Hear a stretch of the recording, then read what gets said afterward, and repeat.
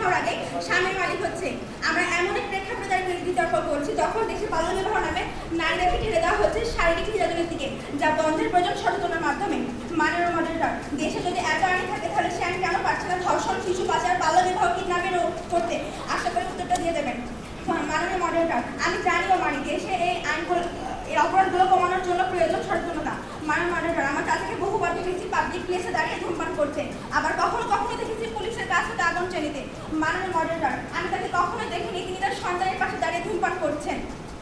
প্রতিপক্ষ, আমরা যদি ঘটনাটি দেখি প্রথম দিকে দেখতে পাবো চাচা 100 টাকার ভয়ে ধূমপান থেকে বিরত থাকতে পারছেন না, অন্যদিকে তিনি তার ক্ষতির কথা চিন্তা করেই ধূমপান থেকে বিরত থাকছেন, কারণ তখন তিনি সচেতন ছিলেন।